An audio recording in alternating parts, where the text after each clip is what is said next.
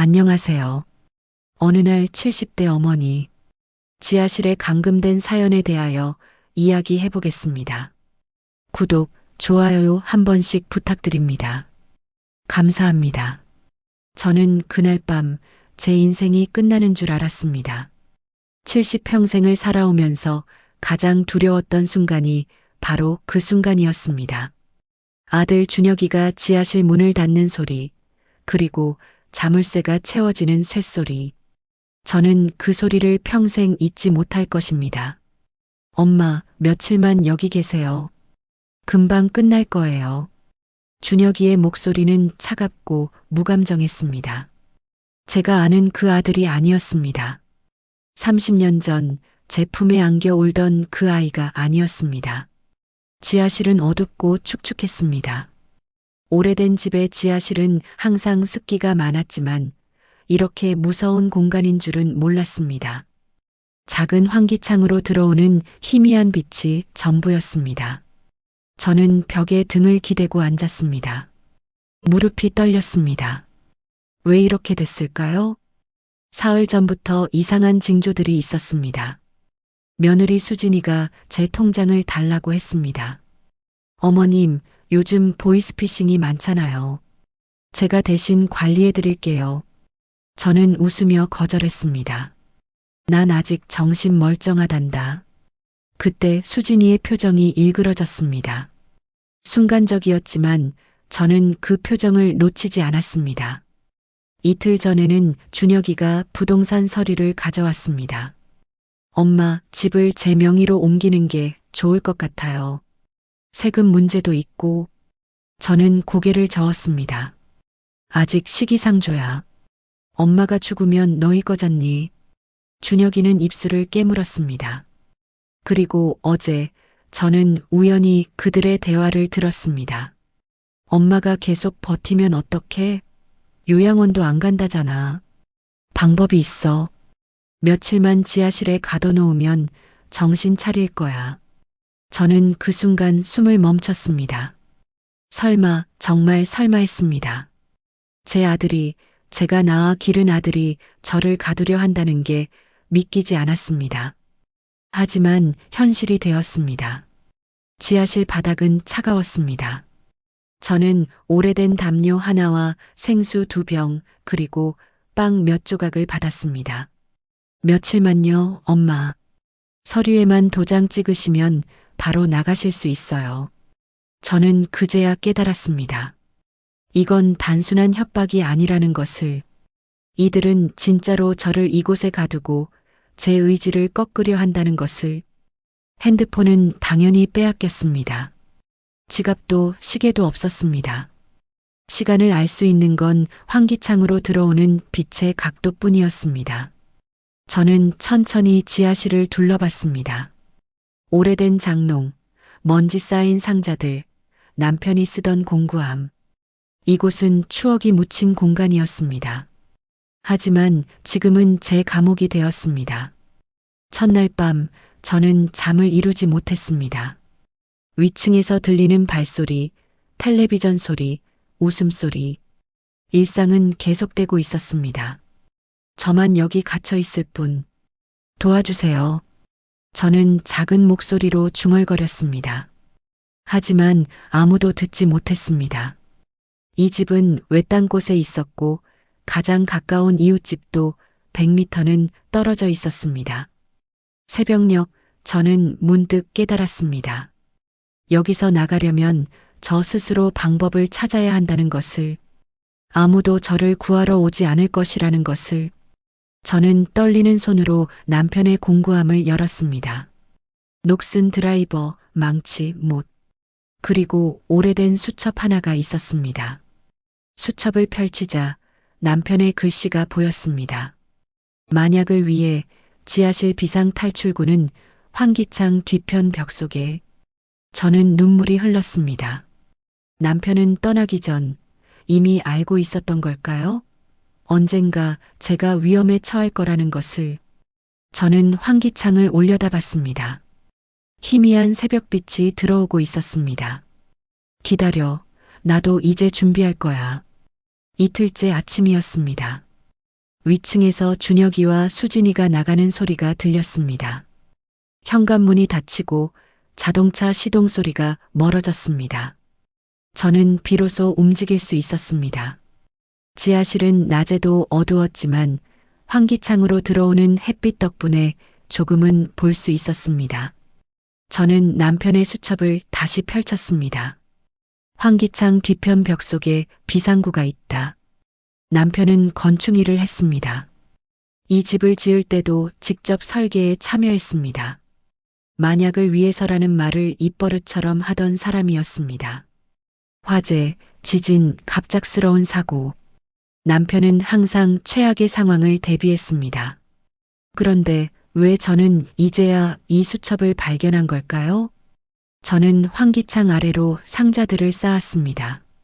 낡은 장롱을 밀어내고 먼지 쌓인 책들을 옮겼습니다. 70평생 이렇게 힘을 쓴 적이 없었습니다. 숨이 차고 손이 떨렸지만 멈출 수 없었습니다. 환기창 뒤편 벽을 두드려 봤습니다. 똑똑 공명음이 들렸습니다. 속이 빈 소리였습니다. 여기야. 저는 드라이버로 벽을 긁어냈습니다. 오래된 시멘트가 부스러지며 떨어졌습니다. 그 뒤로 나무 판자가 보였습니다.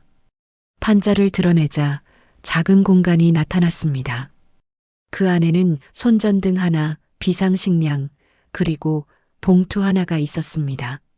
봉투를 열었습니다. 남편의 글씨였습니다. 여보, 이걸 읽고 있다면 당신은 지금 위험에 처한 거겠지. 미안해. 내가 더 오래 당신 곁에 있지 못해서. 이 집 지하실에는 비상 탈출구가 있어. 환기창 오른쪽 벽 끝에 작은 문이 숨겨져 있어.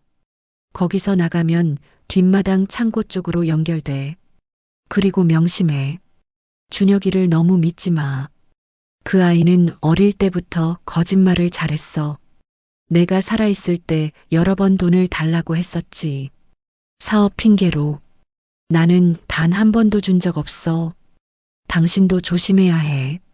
저는 편지를 읽으며 눈물을 흘렸습니다. 남편은 알고 있었습니다. 준혁이의 본성을. 제가 모르는 사이에 얼마나 많은 일들이 있었을까요? 저는 손전등을 켜고 환기창 오른쪽 벽을 살폈습니다. 먼지와 거미줄 사이로 작은 손잡이가 보였습니다. 거의 벽과 일체화되어 있어서 모르면 절대 찾을 수 없는 구조였습니다. 손잡이를 당겼습니다. 삐걱. 작은 문이 열렸습니다. 어른 한 명이 겨우 기어갈 수 있는 좁은 통로였습니다. 차가운 흙냄새가 났습니다. 나갈 수 있어. 하지만 저는 망설였습니다. 지금 나가면 어떻게 될까요? 준혁이와 수진이는 제가 도망쳤다는 걸 알게 될 것입니다. 그들은 더 극단적인 방법을 쓸지도 모릅니다. 경찰에 신고할까요? 하지만 증거가 있을까요? 그들은 어머니가 치매 초기 증상이 있어서 잠깐 보호했을 뿐이라고 말할 것입니다. 저는 다시 문을 닫았습니다. 아직 때가 아니야. 저는 증거가 필요했습니다. 그들이 저를 가둔 이유, 재산을 빼앗으려는 계획, 모든 것을 기록하고 증명할 증거가. 저는 남편의 수첩을 다시 펼쳤습니다. 뒷페이지에 뭔가 더 적혀 있었습니다. 지하실 천장 모서리, 왼쪽 두 번째 파이프 뒤에 오래된 녹음기가 있어. 내가 숨겨둔 거야. 혹시 모를 일에 대비해서. 배터리는 태양광 충전식이니까 환기창 밑에 두면 충전돼. 저는 천장을 올려다 봤습니다. 파이프들이 복잡하게 얽혀 있었습니다. 왼쪽 두 번째. 저는 상자를 더 쌓아 올라갔습니다. 70살 할머니가 할 짓은 아니었지만 저는 해냈습니다. 파이프 뒤편을 더듬자 작고 네모난 물체가 만져졌습니다. 녹음기였습니다. 먼지를 털어내고 스위치를 눌렀습니다. 작은 빨간 불이 들어왔습니다. 배터리는 아직 살아 있었습니다. 저는 웃음이 나왔습니다. 고마워, 여보. 당신이 날 살렸어. 위층에서 발소리가 들렸습니다. 준혁이가 돌아온 모양이었습니다.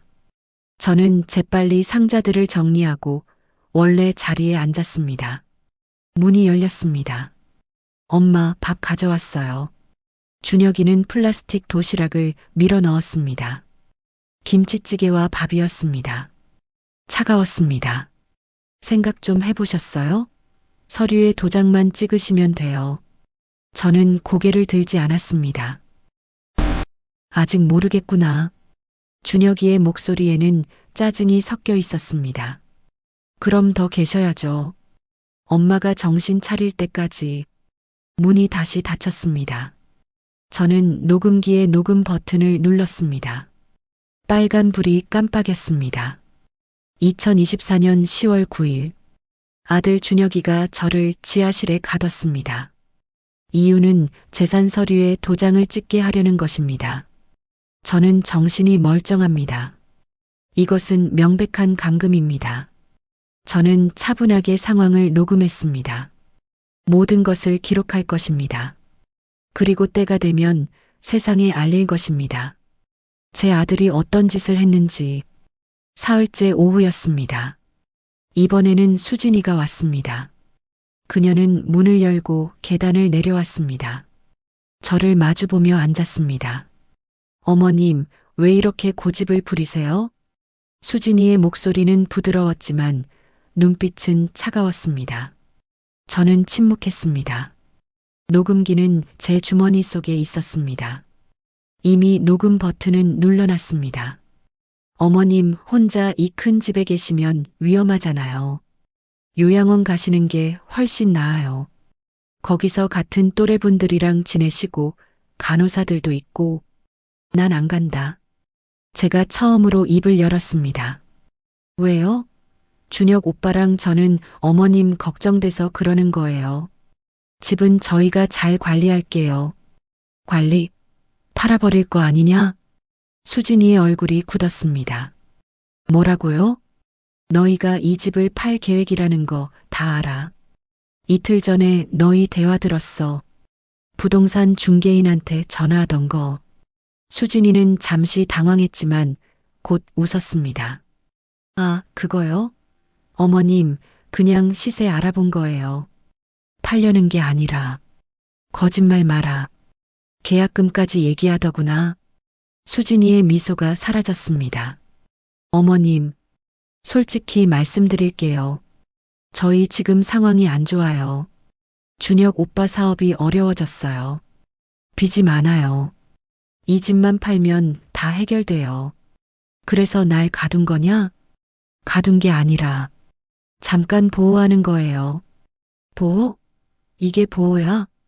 저는 목소리를 높였습니다. 이건 감금이야. 범죄야. 수진이는 한숨을 쉬었습니다. 어머님, 현실을 보세요. 어머님 나이가 몇인데 혼자 이 집을 관리하세요? 계단에서 넘어지면 어떡하고 가습을 잘못 켜면 어떡해요? 요양원이 훨씬 안전해요. 내 인생을 내가 결정할 순 없어. 하지만 법적으론 가능해요. 수진이의 목소리가 차가워졌습니다. 치매 진단서만 받으면 어머님은 법적으로 무능력자가 돼요. 그럼 저희가 후견인이 되고 어머님 재산을 관리할 수 있어요. 저는 숨이 멎었습니다. 뭐? 이미 병원 예약했어요. 정신과 전문의. 준혁 오빠 친구예요. 진단서는 어렵지 않게 받을 수 있어요.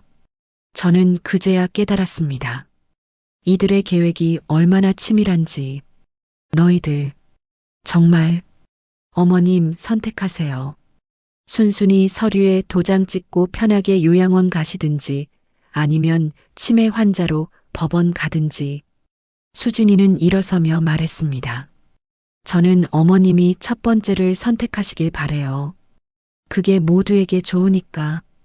그녀는 계단을 올라가며 덧붙였습니다. 참, 오늘 저녁은 안 드릴 거예요. 배고프면 생각이 바뀌실 수도 있으니까. 문이 닫혔습니다. 저는 녹음기를 꺼내 확인했습니다. 모든 대화가 선명하게 녹음되어 있었습니다. 치매 진단서. 저는 이를 악물었습니다. 이들은 정말로 저를 정신병자로 만들려는 것이었습니다. 저는 비상탈출구를 생각했습니다. 지금 나가서 경찰에 신고할까? 하지만 수진이의 말이 맞았습니다. 일단 치매 진단서가 나오면 제 말은 아무 의미가 없을 것입니다. 저는 더 확실한 증거가 필요했습니다. 밤이 되었습니다. 저는 배가 고팠지만 참았습니다. 남편이 숨겨둔 비상식량이 있었습니다. 에너지바 몇 개와 물. 충분했습니다.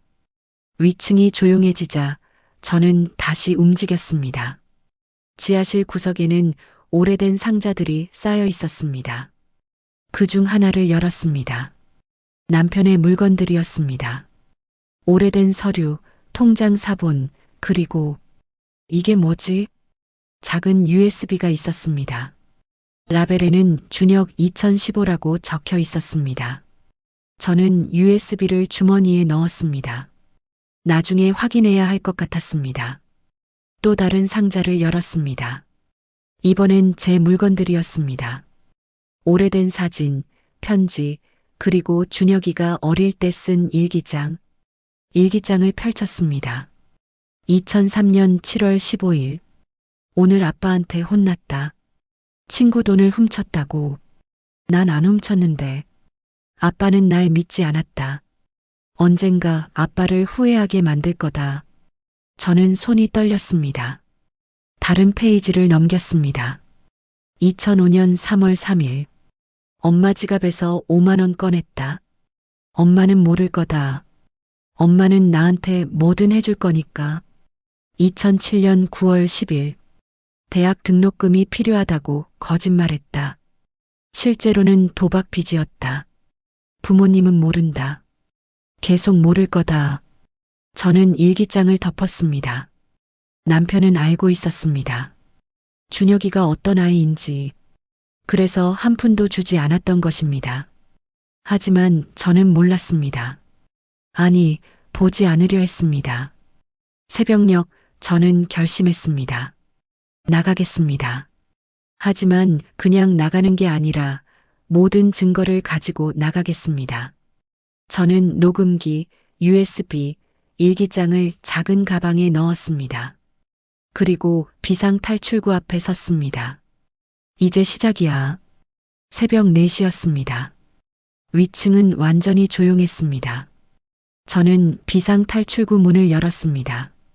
차가운 공기가 얼굴을 스쳤습니다. 통로는 좁았습니다. 저는 가방을 먼저 밀어넣고 몸을 숙여 기어갔습니다. 무릎이 아팠지만 참았습니다. 흙냄새와 곰팡이 냄새가 났습니다. 얼마나 기어갔을까요?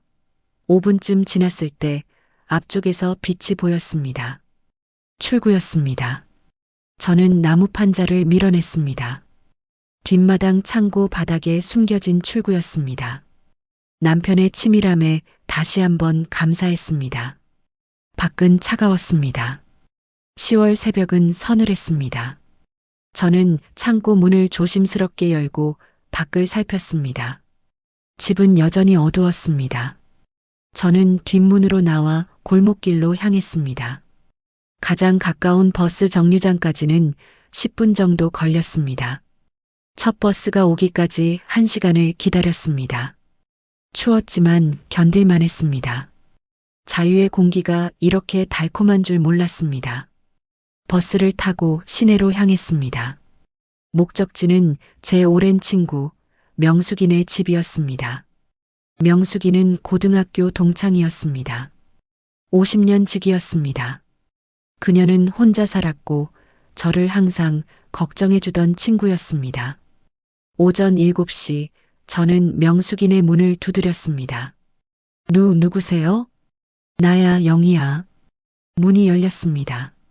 명숙이는 잠옷 차림이었습니다. 영희야, 이 새벽에 무슨 일이야? 저는 안으로 들어가며 말했습니다. 말하자면 길어. 일단 차 좀 마시자. 명숙이네 작은 거실에서 저는 모든 것을 털어놨습니다. 준혁이가 저를 감금한 일, 수진이의 협박, 치매 진단서, 계획까지. 명숙이는 충격을 받은 표정이었습니다. 세상에, 그런 일이. 영희야, 당장 경찰에 신고해야 해. 아직이야. 저는 고개를 저었습니다. 증거가 부족해. 녹음은 있지만 그들은 어머니를 보호하려 했을 뿐이라고 말할 거야.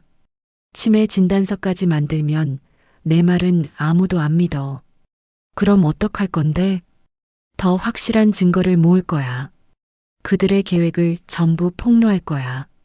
저는 가방에서 USB를 꺼냈습니다. 이것부터 확인해야 해. 남편이 남긴 거야. 준혁이에 대한 뭔가가 들어있을 것 같아. 명숙이는 노트북을 꺼냈습니다. 내가 확인해 볼게. USB를 꽂자 파일들이 나타났습니다. 문서 파일, 사진, 그리고 동영상. 첫 번째 문서를 열었습니다. 준혁의 빚 내역이라는 제목이었습니다. 2015년부터 2020년까지 준혁이가 진 빚의 목록이 정리되어 있었습니다. 도박 빚 사채, 카드 대출, 총액이 무려 3억 원이었습니다. 3억이나. 놀라서 말했습니다. 저는 다음 파일을 열었습니다. 사진들이었습니다. 준혁이가 도박장에 출입하는 모습, 사채업자와 만나는 모습, 남편이 몰래 찍은 것 같았습니다. 남편이 이런 걸 다. 저는 눈물이 났습니다. 남편은 혼자 이 모든 것을 알고 있었던 것입니다. 그리고 저를 보호하려 했던 것입니다. 마지막 파일은 동영상이었습니다. 재생하자 남편의 얼굴이 나타났습니다. 병색이 짙었습니다. 돌아가시기 몇 달 전에 찍은 것 같았습니다. 여보, 이 영상을 보고 있다면 나는 이미 떠났을 거요. 미안해. 더 오래 당신 곁에 있지 못해서. 준혁이에 대해 말해야 할 게 있어. 그 아이는 우리 아이지만 잘못됐어. 어릴 때부터 거짓말을 밥 먹듯이 했고 돈에 집착했어. 내가 사업하며 모은 돈, 이 집, 모든 게 당신 명의로 되어 있는 이유가 있어. 준혁이가 손대지 못하게. 당신만 지킬 수 있어. 절대 준혁이에게 넘기면 안 돼. 만약 그 아이가 당신을 협박하거든 이 USB를 변호사에게 가져가. 김성민 변호사, 내 친구야. 그가 도와줄 거야. 연락처는 문서 파일에 있어. 그리고 기억해. 당신은 강한 사람이야. 당신은 할 수 있어. 사랑해, 여보. 영상이 끝났습니다. 저는 화면을 보며 울었습니다. 명숙이가 제 어깨를 감싸 안았습니다. 영희야. 한참을 울고 나서 저는 정신을 차렸습니다. 김성민 변호사를 찾아야 해. 문서 파일에서 연락처를 찾았습니다. 명숙이가 전화를 걸었습니다. 여보세요? 김성민 변호사님 사무실인가요? 네, 급한 일이 있어서. 박영희 씨의 지인인데요. 1시간 후 우리는 변호사 사무실에 있었습니다. 김성민 변호사는 60대 중반의 신사였습니다. 남편과 대학 동기였다고 했습니다. 박영희 여사님, 안녕하세요. 고인이 되신 남편분께서 생전에 많은 말씀을 하셨습니다. 혹시 모를 일에 대비해 저를 소개한 것 같습니다. 저는 모든 것을 설명했습니다. 감금, 협박, 그리고 USB의 내용까지. 변호사는 심각한 표정으로 들었습니다.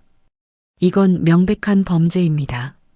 감금죄, 협박죄, 사기 미수, 그리고 녹음 증거와 USB 자료면 충분히 승소할 수 있습니다. 하지만 그들이 치매 진단서를 만들면 어떡하죠? 그건 위조입니다. 제가 즉시 법원에 가처분 신청을 하겠습니다. 그리고 정식 정신감정을 받으시면 됩니다. 여사님은 정상이시니까 아무 문제 없습니다. 변호사는 서류를 꺼냈습니다. 우선 이것부터 하셔야 합니다. 재산 보호 신청입니다.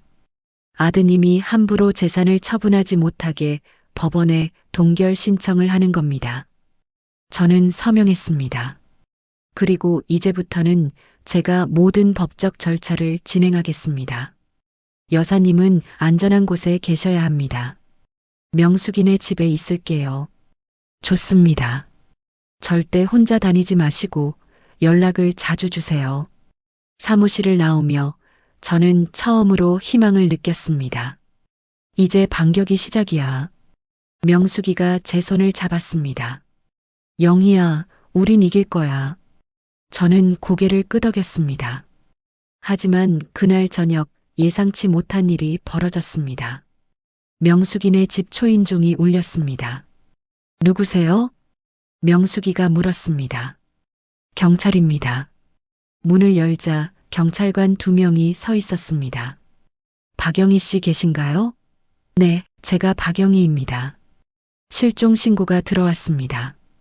아드님께서 어머니가 치매로 배회하신다고 신고하셨습니다. 동행해 주시겠습니까? 저는 순간 정신이 멍해졌습니다. 준혁이가 먼저 술을 썼던 것입니다. 저는 치매가 아닙니다. 제 아들이 저를 감금했었고 제가 탈출한 겁니다. 경찰관은 난처한 표정을 지었습니다. 아드님께서는 어머님이 최근 기억력 저하와 망상 증세가 있다고 하셨는데요. 망상이 아닙니다. 증거가 있어요. 저는 가방에서 녹음기를 꺼냈습니다. 이것 좀 들어보세요. 하지만 경찰관은 난감해했습니다. 여사님, 일단 파출소에 가서 정식으로 진술하시는 게 좋을 것 같습니다. 여기서는 판단하기 어렵습니다.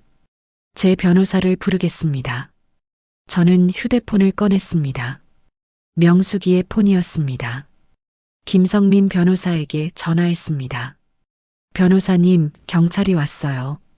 준혁이가 저를 치매 환자로 신고했대요. 지금 바로 가겠습니다. 아무 말도 하지 마시고 기다리세요. 1시간 후 변호사가 도착했습니다. 파출소에서 저는 정식 진술을 했습니다. 변호사가 옆에서 조언했고 녹음 파일과 USB 자료를 제출했습니다. 경찰은 사건을 접수했습니다. 일단 양측 진술을 모두 들어야 합니다. 아드님도 출석 요구하겠습니다. 밤 11시 저는 명숙이네 집으로 돌아왔습니다.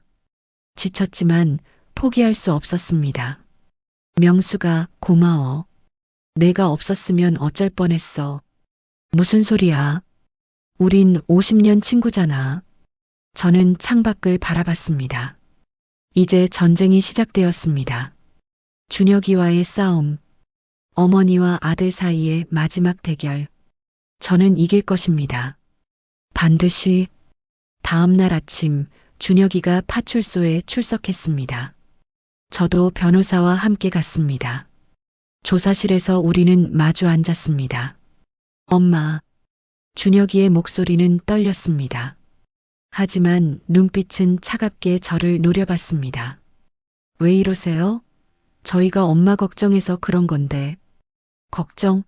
날 지하실에 가둔 게 걱정이야? 경찰관이 끼어들었습니다. 박준혁 씨, 어머님을 지하실에 가둔 사실이 있습니까? 아닙니다. 엄마가 요즘 기억력이 안 좋으셔서 위험한 행동을 하셔서 잠깐 보호한 것뿐입니다. 보호? 문을 잠그고 핸드폰을 빼앗은 게 보호야? 준혁이는 당황한 표정을 지었습니다. 그건 엄마가 밖에 나가서 사고라도 나실까봐. 거짓말 마라. 저는 녹음기를 꺼냈습니다. 이거 들어보세요. 내 며느리가 뭐라고 했는지. 녹음 파일이 재생되었습니다. 수진이의 목소리가 명확하게 들렸습니다. 치매 진단서만 받으면 어머님은 법적으로 무능력자가 되어 저희가 후견인이 되고 어머님 재산을 관리할 수 있어요. 준혁이의 얼굴이 굳어졌습니다. 경찰관이 심각한 표정으로 물었습니다. 박준혁 씨, 이 녹음이 사실입니까? 저건 와이프가 잘못 말한 겁니다. 오해예요. 오해? 명백한 협박과 사기 기도인데? 변호사가 끼어들었습니다. 경찰관님, 이건 단순 가족 분쟁이 아닙니다. 감금, 협박, 재산 갈취 시도입니다. 형사처벌 대상입니다. 준혁이가 발끈했습니다. 형사처벌? 엄마, 정말 이러실 거예요? 전 엄마 아들이에요. 그래서 더 용서가 안 돼. 저는 차갑게 말했습니다. 내가 내 아들이기에 더 배신감이 커. 내가 널 어떻게 키웠는데? 엄마가 뭘 해주셨는데요? 준혁이가 소리쳤습니다. 전 평생 엄마 아빠 그늘에서 살았어요. 돈 한 푼 제대로 못 받고 아빠는 절 믿지도 않았고 내가 거짓말만 했으니까. 거짓말? 전 살려고 그런 거예요. 사업도 하고 돈도 벌려고.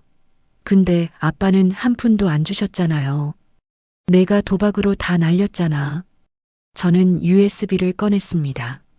아빠가 다 알고 있었어. 내가 진 빚 3억 원. 내가 사채업자한테 쫓기던 것도 다 증거로 남아있어. 준혁이의 얼굴이 창백해졌습니다. 그건 내가 내 재산을 노린 이유를 알아. 빚 갚으려고, 그리고 편하게 살려고. 하지만 내 방법은 틀렸어. 경찰관이 준혁이에게 말했습니다. 박준혁 씨, 일단 조사가 더 필요합니다. 부인도 출석 요구하겠습니다. 알겠습니다. 준혁이는 고개를 숙였습니다. 조사실을 나오며 준혁이가 제 팔을 잡았습니다. 엄마, 제발. 이러지 마세요. 저 진짜 망해요. 빚쟁이들이 날 죽이려고 해요. 저는 팔을 뿌리쳤습니다. 그건 내가 해결할 문제야. 날 끌어들이지 마. 엄마도 냉정하시네요. 전 엄마 아들인데 넌 이미 내 아들이 아니야. 날 가둔 순간부터 저는 돌아서서 걸어갔습니다. 뒤에서 준혁이의 목소리가 들렸습니다. 후회하실 거예요, 엄마. 저는 멈추지 않았습니다. 변호사가 옆에서 말했습니다. 잘하셨습니다. 흔들리시면 안 됩니다. 네. 하지만 가슴은 아팠습니다. 제 아들을 경찰에 신고한 어머니. 이게 맞는 걸까요? 명숙이네 집으로 돌아오는 길, 저는 계속 생각했습니다. 어디서부터 잘못된 걸까? 제가 준혁이를 잘못 키운 걸까? 아니면 준혁이가 원래 그런 아이였을까? 영희야, 자책하지 마. 명숙이가 말했습니다. 넌 좋은 엄마였어. 준혁이가 잘못된 거야. 고마워. 그날 밤 저는 오래된 사진첩을 꺼냈습니다.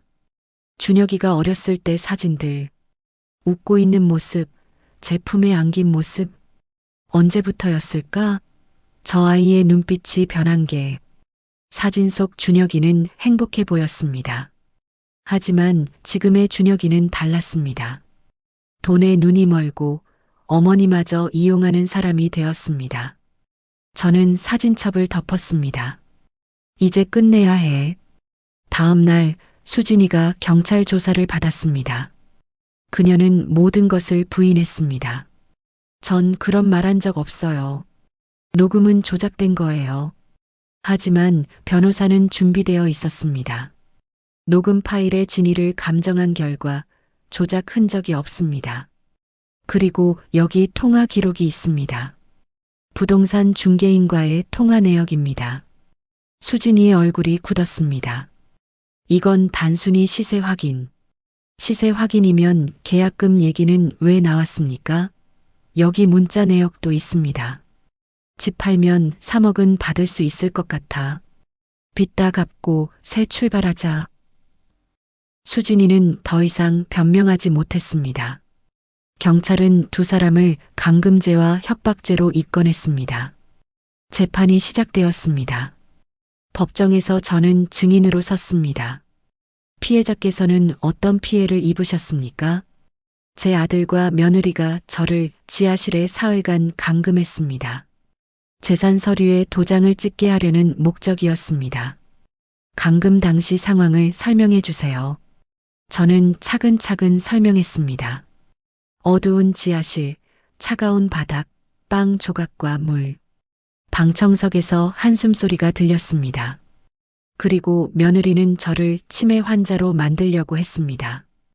가짜 진단서를 받아서 법적으로 무능력자로 만들려는 계획이었습니다. 판사가 준혁이를 바라봤습니다. 피고인 할 말 있습니까? 준혁이는 고개를 숙였습니다. 죄송합니다. 어머니께? 네. 다른 말은 없습니까? 준혁이는 한참을 침묵하다가 말했습니다. 전 정말 힘들었어요. 빚 때문에 죽고 싶었어요. 그래서 어머니 재산이라도 그래서 어머니를 가둔 겁니까? 네. 판사는 한숨을 쉬었습니다. 참으로 안타까운 사건입니다. 가족 간의 신뢰가 무너진 사건입니다. 재판은 한 달간 계속되었습니다. 그리고 마침내 판결이 내려졌습니다. 판결 당일 법정은 사람들로 가득했습니다. 언론에서도 관심을 가졌습니다. 70대 어머니 감금한 아들 부부라는 제목으로 기사가 나갔습니다. 저는 방청석에 앉아 있었습니다. 명숙이가 옆에서 제 손을 잡았습니다. 긴장되지? 응. 판사가 입장했습니다. 모두 일어섰습니다. 피고인들은 앞으로, 준혁이와 수진이가 앞으로 나갔습니다. 두 사람 모두 수척해 보였습니다. 판사가 판결문을 읽기 시작했습니다. 피고인 박준혁은 피해자인 친모를 3일간 지하실에 감금한 사실이 인정됩니다. 이는 감금죄에 해당합니다. 또한 피해자의 재산을 강제로 빼앗으려 한 행위는 협박 및 사기 미수에 해당합니다. 방청석이 술렁였습니다. 피고인 김수진은 피해자를 치매 환자로 만들어 법적 무능력자로 만들려는 계획을 세웠으며 이는 사기 미수 및 허위 진단서 작성 교사에 해당합니다. 수진이의 얼굴이 창백해졌습니다. 본 재판부는 피고인들의 행위가 매우 불량하며 특히 가족 간의 신뢰를 저버린 행위로 판단합니다. 피해자는 70대 고령의 어머니로 평생 자식을 키우고 재산을 모은 분입니다. 그러한 어머니를 감금하고 재산을 빼앗으려 한 행위는 용서받을 수 없습니다. 판사의 목소리는 엄숙했습니다. 따라서 피고인 박준혁에게 징역 2년을 선고합니다. 피고인 김수진에게 징역 1년 6개월을 선고합니다. 쾅! 망치 소리가 울렸습니다. 준혁이가 무너졌습니다. 수진이는 울음을 터뜨렸습니다. 저는 복잡한 감정이 들었습니다. 제 아들이 감옥에 가게 되었습니다. 제가 신고해서 영희야 괜찮아? 명숙이가 물었습니다. 잘 모르겠어. 법정을 나오며 기자들이 몰려들었습니다. 어머님 소감 한 말씀 해주세요. 아들을 감옥에 보낸 심정이 어떠세요? 저는 입을 열었습니다. 저는 그저 제 권리를 지킨 것뿐입니다. 나이가 많다고 어머니라고 당하고만 살 수는 없습니다. 아들과 화해할 생각은 없으신가요? 모르겠습니다. 시간이 필요합니다. 집으로 돌아가는 길 저는 창밖을 바라봤습니다. 가을 하늘은 높고 푸르렀습니다. 이제 뭐 할 거야? 명숙이가 물었습니다. 집으로 돌아갈 거야. 내 집으로. 혼자? 응. 혼자가 편해. 명숙이는 걱정스러운 표정을 지었습니다. 정말 괜찮겠어? 응. 이제 괜찮아. 집에 도착했습니다. 사흘 만에 돌아온 집은 낯설었습니다. 준혁이와 수진이의 흔적이 여기저기 남아 있었습니다. 저는 천천히 집안을 정리했습니다. 그들의 물건을 박스에 담았습니다. 언젠가 찾아갈 날이 있겠죠. 지하실 문을 열었습니다. 그 어둡고 차가웠던 공간. 하지만 이제는 무섭지 않았습니다. 저는 지하실을 청소했습니다. 먼지를 털어내고 환기를 시켰습니다. 그리고 남편의 공구함을 다시 열었습니다. 여보, 고마워. 당신이 날 살렸어. 저는 비상 탈출구를 그대로 두기로 했습니다. 혹시 또 누군가 이 집에서 위험에 처한다면 그 사람도 나갈 수 있도록. 밤이 되었습니다. 저는 거실에 앉아 차를 마셨습니다.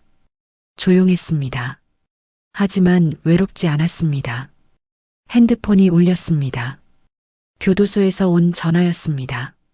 어머니, 준혁이의 목소리였습니다. 저는 대답하지 않았습니다. 어머니, 죄송해요. 정말 제가 미쳤었어요. 용서해 주실 수 있을까요? 한참을 침묵하다가 저는 말했습니다. 모르겠다. 시간이 필요해. 네. 기다릴게요. 평생이라도. 전화가 끊어졌습니다. 저는 창밖을 바라봤습니다. 달이 밝았습니다. 용서할 수 있을까? 저는 스스로에게 물었습니다. 아직은 모르겠습니다. 하지만 한 가지는 확실합니다. 저는 더 이상 당하지 않을 것입니다. 제 삶은 제가 지킬 것입니다. 판결 이후 한 달이 지났습니다. 저는 일상으로 돌아왔습니다. 아니, 새로운 일상을 만들어가고 있었습니다. 아침에 일어나 산책을 했습니다.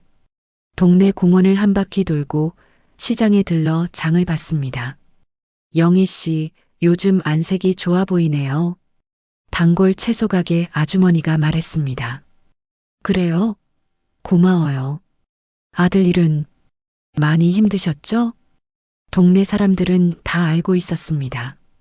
신문에도 났으니까요. 이제 괜찮아요.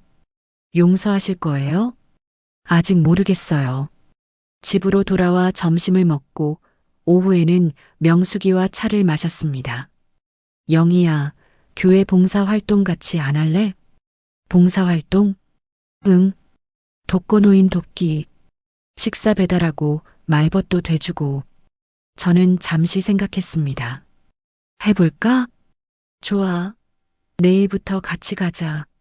다음 날 저는 명숙이와 함께 봉사활동을 시작했습니다. 우리보다 더 나이 많은 어르신들을 찾아갔습니다. 할머니, 점심 드세요. 90살 할머니께 도시락을 드렸습니다. 고맙네. 요즘 자식들이 안 와서. 할머니는 외로워 보였습니다. 자주 올게요. 저는 할머니 손을 잡았습니다. 아이고, 고맙네. 봉사활동을 하며 저는 깨달았습니다. 저보다 더 힘든 사람들이 많다는 것을. 자식한테 버림받은 사람, 혼자 사는 사람, 아픈 사람. 저는 그래도 건강했고 집도 있고 친구도 있었습니다. 영희야, 너 변했어. 명숙이가 말했습니다. 뭐가? 예전보다 밝아졌어. 강해졌어. 그래. 응. 예전엔 준혁이 눈치만 봤잖아. 이제는 내 인생을 사는 것 같아. 저는 웃었습니다. 다. 맞아. 이제야 내 인생을 사는 것 같아. 그날 저녁 집으로 돌아와 남편의 사진을 꺼냈습니다. 여보, 잘 지내고 있어. 걱정 마. 사진 속 남편은 웃고 있었습니다. 저도 이제 웃을 수 있었습니다. 한 달에 한 번 교도소에서 전화가 왔습니다. 준혁이었습니다. 어머니. 응. 잘 지내세요? 응. 대화는 항상 짧았습니다. 저는 아직 준혁이와 긴 대화를 나눌 준비가 되지 않았습니다. 어머니, 저 정말 반성하고 있어요. 그래. 언젠가 용서받을 수 있을까요? 저는 한참을 침묵했습니다. 모르겠다. 하지만 내가 진짜 변한다면 그때 다시 생각해보마. 네. 꼭 변할게요. 전화를 끊고 저는 창밖을 바라봤습니다. 용서. 쉬운 일이 아니었습니다. 하지만 불가능한 것도 아닐지 모릅니다. 어느 날 변호사에게서 연락이 왔습니다. 여사님, 재산 정리가 끝났습니다. 모두 여사님 명의로 안전하게 등록되었고 아무도 함부로 손댈 수 없습니다. 고맙습니다. 그리고 남편분께서 남기신 보험금도 나왔습니다. 꽤 큰 금액입니다.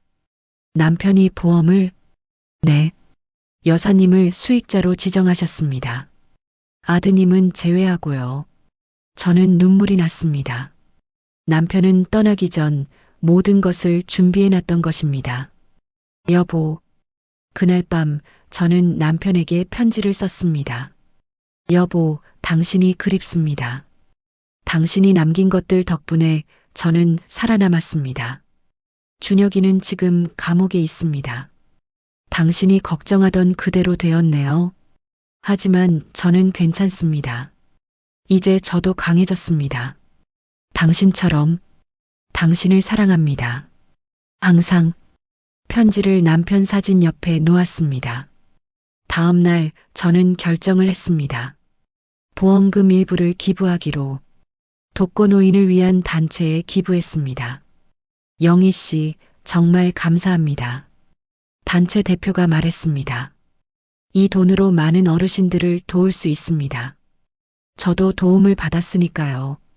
이제 저도 누군가를 도와야죠. 기부를 하고 나니 마음이 가벼워졌습니다. 돈이 전부가 아니라는 것을 깨달았습니다.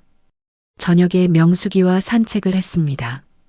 영희야, 너 정말 대단해. 뭐가? 이 나이에 새로 시작한다는 게 쉽지 않은데. 넌 해내고 있잖아. 너 덕분이야. 내가 없었으면 못했을 거야. 무슨 소리? 내 힘으로 한 거지. 우리는 공원 벤치에 앉았습니다. 영희야, 앞으로 뭐 하고 싶어? 여행 가고 싶어? 여행? 응. 남편이랑 못 가본 곳들. 제주도, 강원도, 부산. 좋은데? 나도 같이 가자. 진짜? 당연하지. 우리는 웃었습니다. 70살의 새로운 시작. 늦지 않았습니다. 그날 밤 저는 일기를 썼습니다. 오늘 나는 자유롭다. 아들의 그늘에서 벗어났다. 남편의 그늘에서도 벗어났다. 이제 나는 나로 산다. 박영희로. 누구의 엄마도 누구의 아내도 아닌 나 자신으로. 일기장을 덮고 저는 잠들었습니다. 평화로운 잠이었습니다. 석 달이 지났습니다. 어느 날 우편함에 편지가 있었습니다. 교도소에서 온 편지였습니다. 준혁이가 보낸 것이었습니다. 저는 한참을 망설이다가 편지를 열었습니다. 어머니께 저는 지금 감옥에 있습니다. 제가 저지른 죄의 대가를 치르고 있습니다. 처음엔 어머니를 원망했습니다. 왜 저를 신고하셨는지, 왜 용서해주지 않으시는지. 하지만 시간이 지나며 깨달았습니다.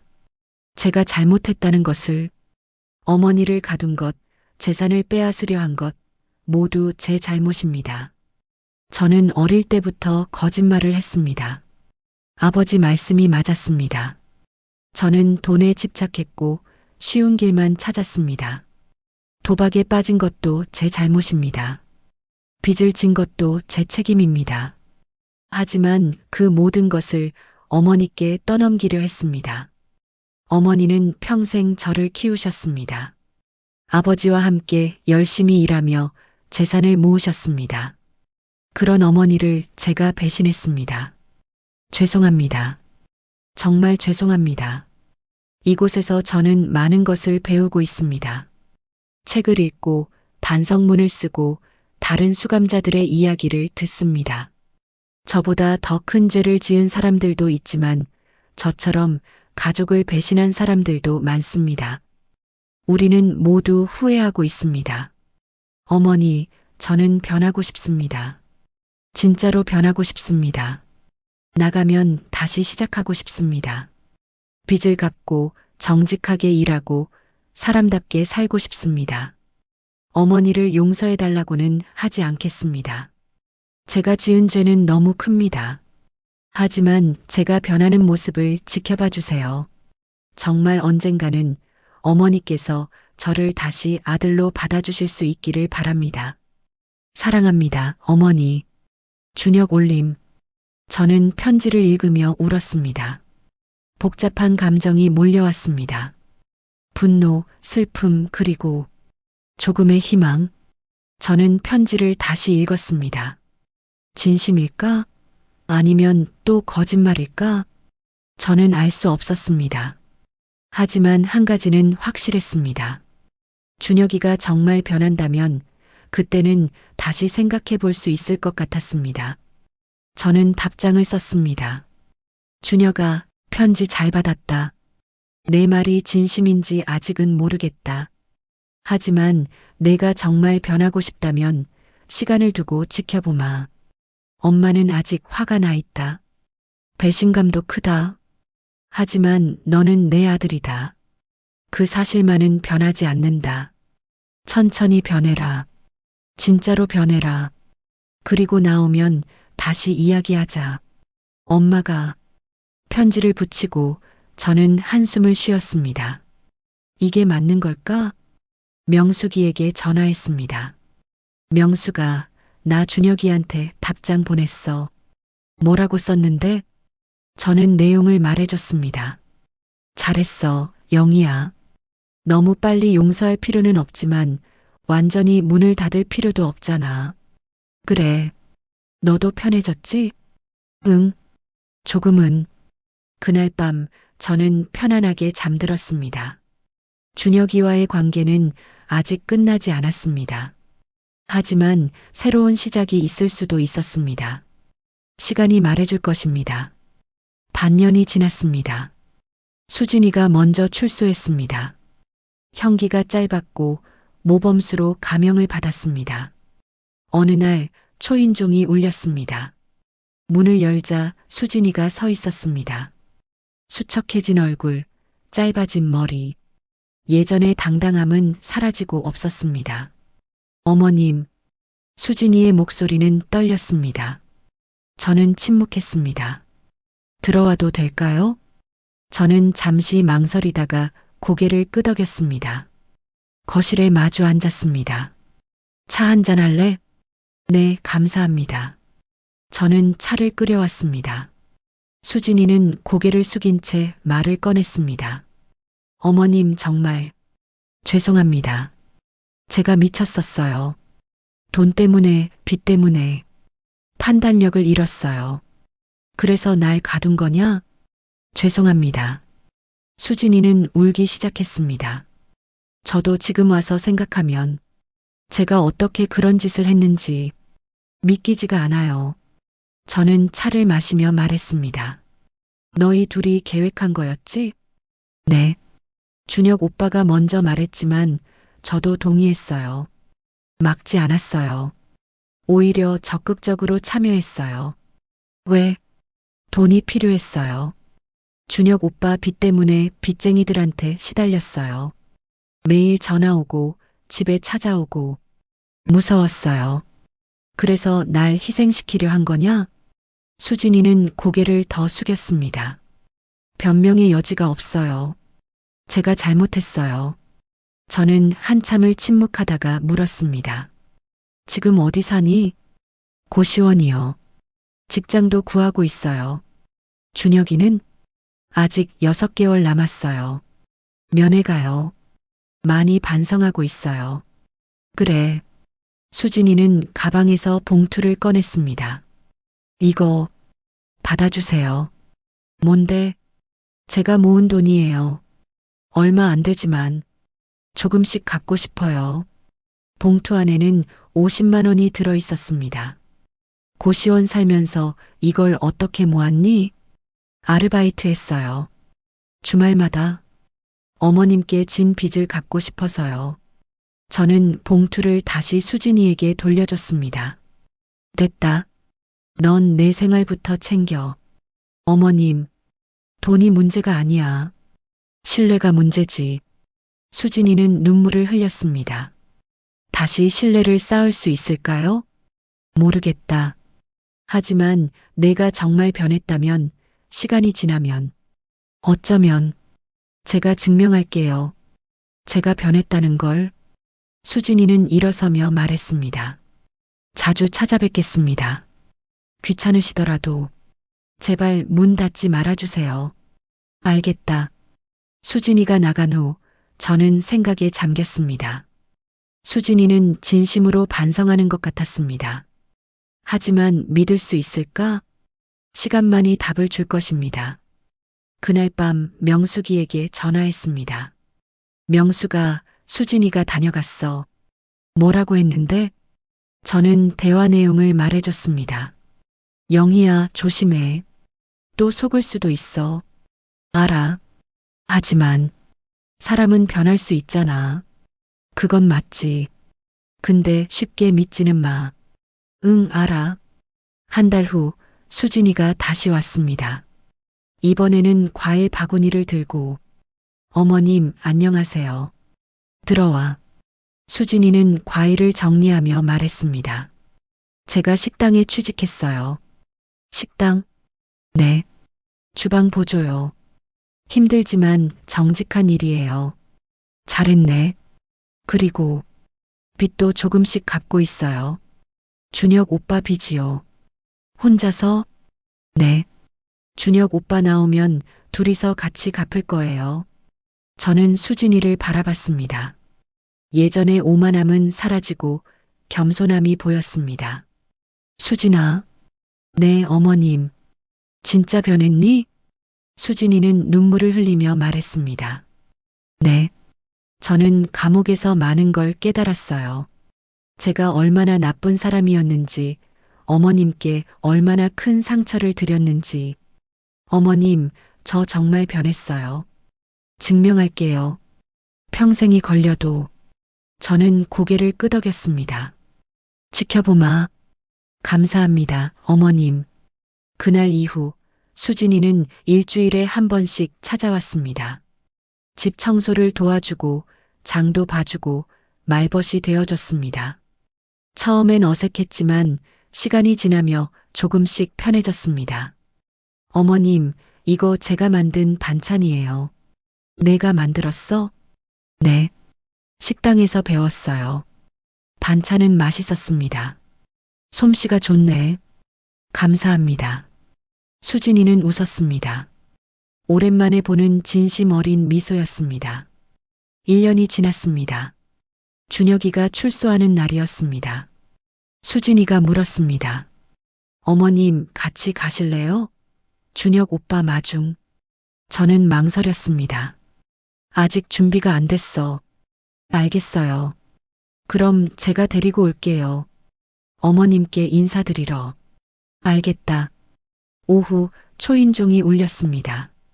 문을 열자 준혁이가 서 있었습니다. 수척해진 얼굴, 짧은 머리, 낡은 옷. 예전의 준혁이가 아니었습니다. 어머니.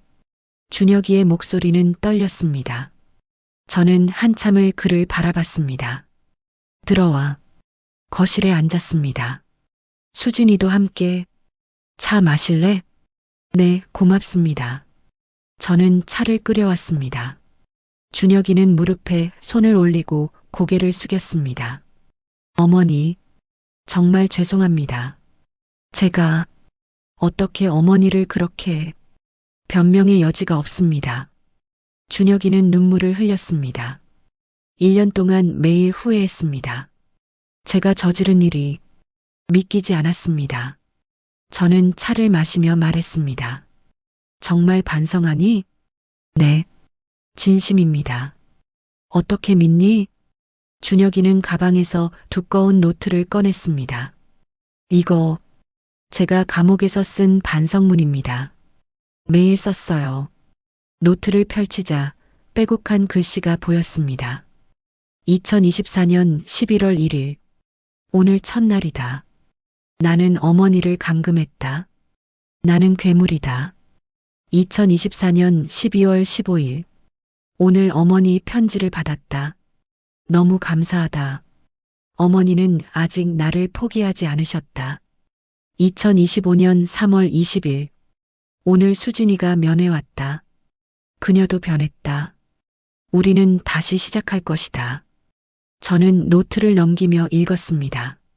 준혁이의 진심이 느껴졌습니다. 준혁아, 네 어머니. 정말 변했니? 네. 저는 이제 다른 사람입니다. 증명해봐. 네. 평생 증명하겠습니다. 준혁이는 또 다른 서류를 꺼냈습니다. 이건 빚상환 계획서입니다. 제가 취직해서 매달 조금씩 갚을 거예요. 10년 걸려도 20년 걸려도 다 갚을 겁니다. 취직은 했니? 아직이요. 하지만 수진이가 식당 사장님께 부탁했어요. 주방에서 일할 수 있대요. 잘했네. 준혁이는 무릎을 꿇었습니다. 어머니, 제발. 한 번만 더 기회를 주세요. 제가 증명하겠습니다. 제가 변했다는 걸. 저는 한참을 침묵했습니다. 가슴이 복잡했습니다. 분노와 슬픔, 그리고 조금의 희망. 일어나라. 어머니, 기회를 주마. 하지만 단 한 번뿐이야. 다시 배신하면 그땐 정말 끝이야. 준혁이는 울먹이며 말했습니다. 감사합니다, 어머니. 절대 실망시키지 않겠습니다. 수진이도 눈물을 흘렸습니다.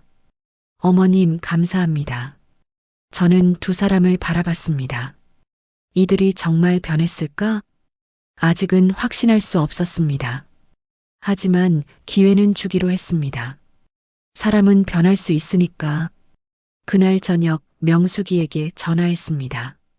명숙아, 나 준혁이한테 기회 줬어. 괜찮겠어? 모르겠어. 하지만 후회는 하지 않을 거야. 그래, 내 선택을 존중할게. 고마워. 전화를 끊고 저는 창밖을 바라봤습니다. 앞으로 어떻게 될까? 준혁이와 수진이는 정말 변했을까? 시간이 답을 줄 것입니다. 하지만 저는 더 이상 두렵지 않았습니다. 왜냐하면 이제 저는 강했으니까.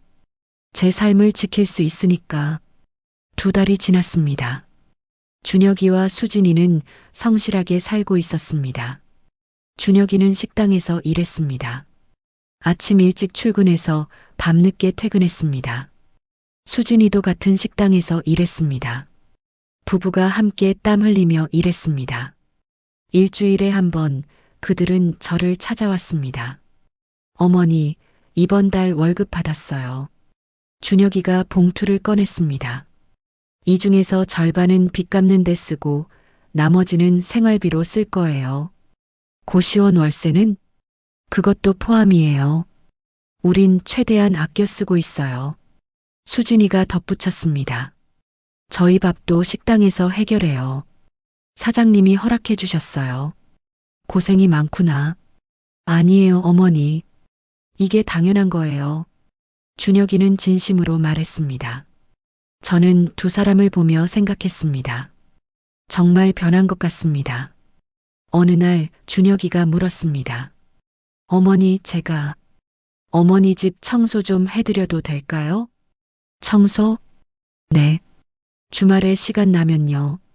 어머니 혼자 사시니까 힘드실 것 같아서. 저는 잠시 망설이다가 고개를 끄덕였습니다. 그래, 고맙다. 주말 준혁이와 수진이가 왔습니다. 청소 도구를 들고 어머니, 저희가 할게요. 편히 쉬세요. 두 사람은 집안 구석구석을 청소했습니다. 창문도 닫고 마루도 닫고 화장실도 청소했습니다. 저는 거실에 앉아 그들을 바라봤습니다. 예전에는 이런 일을 시켜도 하지 않던 아이들이었습니다. 어머니, 다 끝났어요. 고생했다. 차 마시고 가거라. 감사합니다. 차를 마시며 준혁이가 말했습니다. 어머니, 저 하고 싶은 말이 있어요. 뭔데? 제가 감옥에서 깨달은 게 있어요. 제가 평생 잘못 살았다는 거요. 돈만 쫓고 쉬운 길만 찾고 거짓말만 하고 그게 제 인생이었어요. 하지만 이제는 달라지고 싶어요. 준혁이는 진지한 표정으로 말했습니다. 정직하게 살고 싶어요. 땀 흘려 일하고 빚 갚고 사람답게 살고 싶어요. 저는 준혁이의 눈을 바라봤습니다. 진심이 보였습니다. 그래, 잘 생각했다. 어머니, 제가 정말 변했다는 거 믿어주시겠어요? 저는 한참을 생각하다가 말했습니다. 조금씩 믿어가고 있어. 준혁이는 눈물을 흘렸습니다. 감사합니다, 어머니. 수진이도 울었습니다. 저도 눈시울이 뜨거워졌습니다. 그날 저녁 저는 오랜만에 가족 사진을 꺼냈습니다. 준혁이가 어렸을 때 사진, 웃고 있는 모습, 언젠가 다시 이렇게 웃을 수 있을까? 저는 사진을 쓰다듬었습니다. 다음 날 명숙이가 왔습니다. 영희야, 요즘 기분 좋아 보이네? 응. 준혁이가 많이 변한 것 같아. 정말 다행이다. 아직 완전히 믿는 건 아니야. 하지만 희망이 보여. 명숙이가 제 손을 잡았습니다. 영희야, 넌 정말 대단해. 용서하는 게 쉽지 않은데. 용서까지는 아니야. 그냥 기회를 주는 거지. 그것만으로도 대단한 거야. 우리는 차를 마시며 이야기를 나눴습니다. 영희야, 우리 다음 주에 제주도 갈까? 제주도? 응. 내가 여행 가고 싶다고 했잖아. 그래, 가자. 저는 오랜만에 설렜습니다. 70살의 제주도 여행. 늦지 않았습니다. 일주일 후 명숙이와 저는 제주도에 갔습니다. 바다가 아름다웠습니다. 와, 진짜 예쁘다. 저는 파도를 보며 소리쳤습니다. 영희야, 사진 찍자.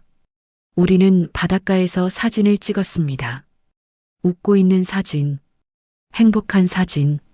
영희야, 너 정말 행복해 보여. 응, 정말 행복해. 저는 진심으로 말했습니다. 예전에는 준혁이 걱정, 집 걱정, 돈 걱정만 했습니다. 하지만 이제는 달랐습니다. 제 인생을 살고 있었습니다. 제주도에서 사흘을 보내고 돌아왔습니다.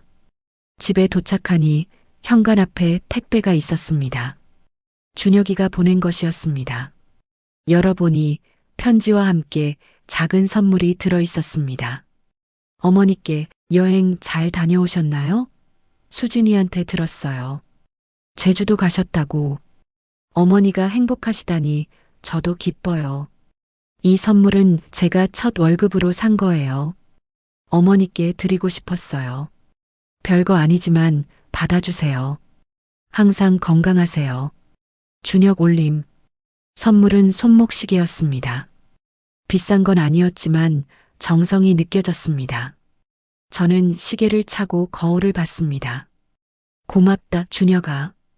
그날 밤 저는 준혁이에게 문자를 보냈습니다.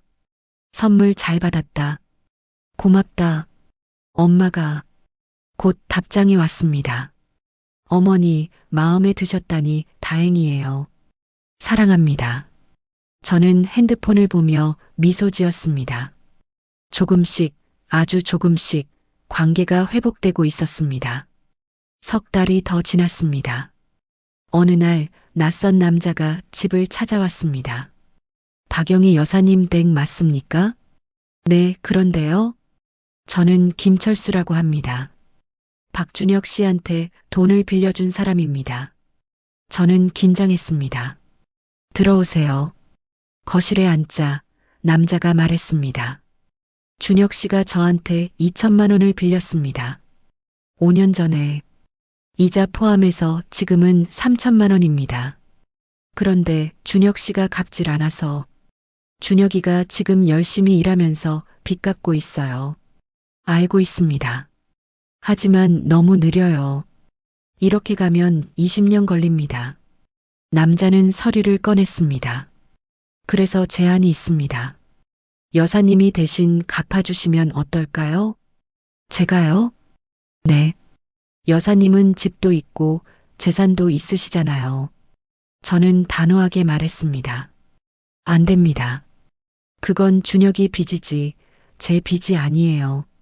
하지만 아들 빚인데 아들이라고 해서 제가 다 책임질 순 없어요. 준혁이가 스스로 해결해야 해요. 남자의 표정이 굳었습니다. 여사님, 이러시면 곤란한데요. 뭐가 곤란하죠? 준혁 씨가 계속 못 갚으면 저희도 조치를 취해야 합니다. 무슨 조치요? 법적 조치요.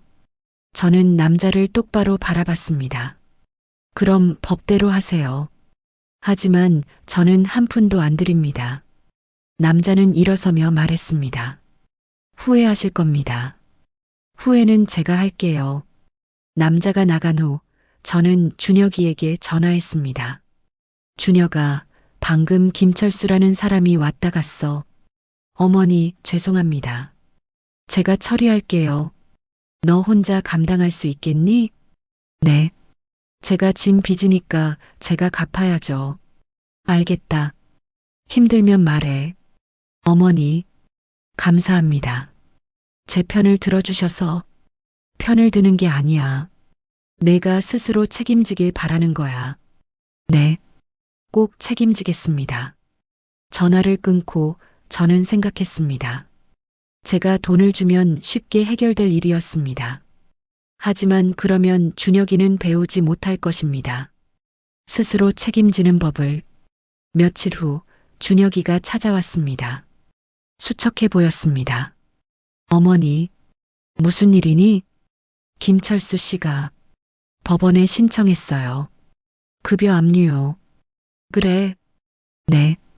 이제 월급의 절반을 빚 갚는 데 써야 해요. 힘들겠네. 괜찮아요. 제가 감당할 수 있어요. 준혁이는 웃으려 했지만 눈에는 걱정이 가득했습니다. 어머니, 저 부탁 하나만 해도 될까요? 뭔데? 제가 이 집에서 일주일에 하루만 자도 될까요? 고시원 월세를 아끼려고. 저는 잠시 생각했습니다. 방은 비어 있다. 내가 쓰던 방. 정말요? 대신 조건이 있어. 집안일 도와야 해. 당연하죠. 뭐든 할게요. 준혁이는 기뻐했습니다. 어머니, 감사합니다. 고맙긴. 내 집이기도 하잖아. 그날부터 준혁이는 일주일에 하루씩 집에 왔습니다. 청소도 하고 마당도 정리하고 고장난 곳도 고쳤습니다. 수진이도 가끔 함께 왔습니다. 어머님, 저녁 제가 만들게요. 내가? 네. 요즘 요리 배우고 있어요. 수진이가 만든 저녁은 맛있었습니다. 맛있다. 정말요? 다행이다. 우리 셋은 함께 저녁을 먹었습니다. 어색했던 처음과는 달리 이제는 조금 편해졌습니다. 어머니, 준혁이가 말했습니다. 제가 언젠가 꼭 모든 빚을 갚을 거예요. 그리고 어머니께도 제대로 효도할 거예요. 빚이나 제대로 갚아라. 네. 그날 밤 저는 일기를 썼습니다. 오늘 준혁이와 수진이가 함께 저녁을 먹었다. 예전 같지는 않지만 그래도 가족 같았다. 완전히 용서한 건 아니다. 하지만 조금씩 마음이 열리고 있다. 이게 맞는 걸까? 아직 모르겠다. 하지만 후회는 하지 않는다. 창밖을 보니 달이 밝았습니다. 여보, 내가 잘하고 있는 거겠지? 남편에게 물었습니다. 대답은 없었지만 달빛이 따뜻했습니다. 반년이 더 지났습니다. 준혁이는 성실하게 일했고 빚도 조금씩 갚아나갔습니다. 하지만 어느 날 위기가 찾아왔습니다. 준혁이가 다니던 식당이 문을 닫게 된 것입니다. 어머니, 식당이 망했어요. 준혁이의 목소리는 절망적이었습니다. 사장님이 건강이 안 좋으셔서 더 이상 못 하신대요. 그럼 넌 어떡하고? 모르겠어요. 다시 일자리를 찾아야 하는데. 준혁이는 고개를 떨구었습니다. 정과자라 쉽지 않을 것 같아요. 저는 준혁이를 바라봤습니다. 예전의 준혁이라면 포기했을 것입니다. 하지만 지금은 달랐습니다. 포기하지 마. 방법은 있어. 네. 준혁이는 매일 구직 활동을 했습니다. 하지만 정과 기록 때문에 번번이 거절당했습니다. 죄송합니다. 저희는 정과자는 채용하지 않습니다. 준혁이는 점점 지쳐갔습니다. 한 달이 지났습니다. 준혁이는 여전히 일자리를 찾지 못했습니다.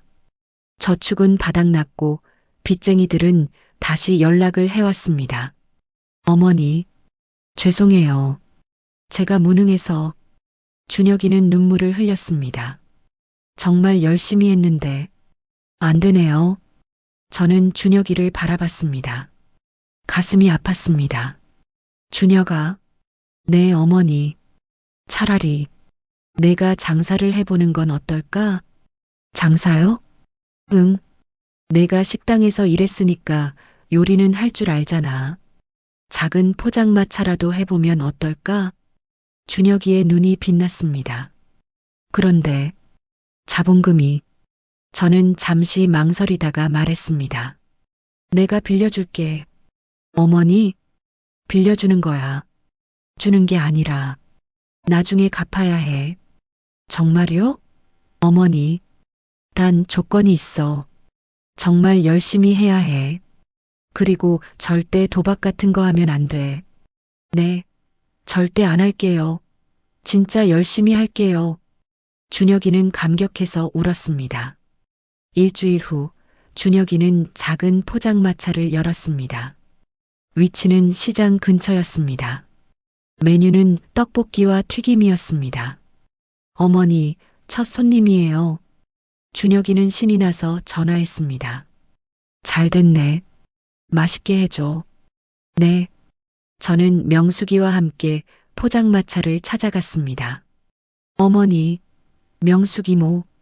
준혁이와 수진이가 반갑게 맞았습니다. 앉으세요. 제가 최고로 맛있게 해드릴게요. 떡볶이는 정말 맛있었습니다. 준혁아, 맛있다. 정말요? 다행이다. 준혁이는 환하게 웃었습니다. 오랜만에 보는 진짜 웃음이었습니다. 어머니, 저 이제 열심히 할게요. 꼭 성공해서 빚도 갚고 어머니께도 보답할게요. 알았어. 힘내라. 그날부터 준혁이는 매일 포장마차를 운영했습니다. 새벽부터 장을 보고 재료를 준비하고 저녁까지 장사했습니다. 수진이도 함께 도왔습니다. 한 달, 두 달, 석 달. 포장마차는 조금씩 손님이 늘었습니다. 사장님, 여기 떡볶이 맛있어요. 또 올게요. 단골 손님들이 생겼습니다. 준혁이는 정직하게 장사했습니다. 재료를 아끼지 않았고 손님들에게 친절했습니다. 어머니, 이번 달 수익이에요. 준혁이가 통장을 보여줬습니다. 와, 제법인데? 네. 이 중에서 빚 갚고 어머니께 빌린 돈도 조금씩 갚을게요. 천천히 해. 건강 챙기면서. 감사합니다, 어머니. 준혁이는 진심으로 감사해 했습니다. 저는 뿌듯했습니다. 제 아들이 드디어 사람답게 살고 있었습니다. 1년이 또 지났습니다. 준혁이의 포장마차는 이제 동네에서 유명해졌습니다. 사장님, 오늘도 장사 잘 되네요. 감사합니다. 준혁이는 항상 웃었습니다. 수진이도 행복해 보였습니다. 어느 날 준혁이가 집을 찾아왔습니다. 어머니 왜? 빚 다 갚았어요. 뭐? 3억 원. 다 갚았어요. 마지막 1,000만 원을 오늘 갚았어요. 저는 놀랐습니다. 정말? 네. 그리고 어머니께 빌린 돈도 다 갚았어요. 준혁이는 봉투를 꺼냈습니다. 여기 있어요. 이자까지 포함해서. 이자는 왜? 어머니가 안 그러셔도 이자는 당연한 거잖아요. 저는 봉투를 받았습니다. 무거웠습니다. 고생했다, 준혁아. 아니에요, 어머니. 어머니 덕분이에요. 준혁이는 눈물을 흘렸습니다. 어머니가 저한테 기회를 주지 않으셨으면 저는 여전히 쓰레기로 살았을 거예요. 어머니, 정말 감사합니다. 그리고 죄송합니다. 제가 어머니를 감금했던 일 평생 잊지 않을게요. 저는 준혁이를 바라봤습니다. 더 이상 예전의 준혁이가 아니었습니다. 진짜로 변한 것 같았습니다. 준혁아, 네, 어머니. 이제 용서한다. 준혁이는 멈췄습니다. 어머니, 널 용서한다. 완전히. 준혁이는 무릎을 꿇고 울었습니다. 어머니, 어머니, 저도 눈물이 났습니다. 오랜 시간이 걸렸습니다. 감금, 배신, 상처. 하지만 이제는 진짜로 용서할 수 있었습니다. 왜냐하면 준혁이가 진짜로 변했으니까. 일어나라. 이제 다시 시작하자. 네, 어머니. 그날 저녁, 우리는 함께 저녁을 먹었습니다. 준혁이, 수진이, 그리고 저. 어머니, 건배할까요? 건배. 네. 새로운 시작을 위해. 우리는 잔을 들었습니다. 새로운 시작을 위해. 잔이 부딪히는 소리가 울렸습니다. 저는 행복했습니다. 오랜만에 느끼는 진짜 행복이었습니다. 며칠 후 명숙이에게 전화했습니다. 명숙아, 나 준혁이 용서했어. 정말? 진심으로? 응. 이제는 진짜야. 잘했어, 영희야. 넌 정말 강한 사람이야. 고마워. 저는 창밖을 바라봤습니다. 봄이 왔습니다. 꽃들이 피어나고 있었습니다. 저도 이제 새롭게 피어날 수 있을 것 같았습니다.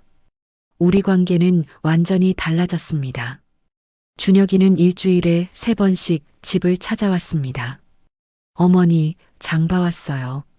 고맙다. 저녁 제가 만들게요. 준혁이는 요리 솜씨가 늘었습니다. 포장마차를 하면서 더 많은 것을 배웠습니다. 어머니, 맛있어요?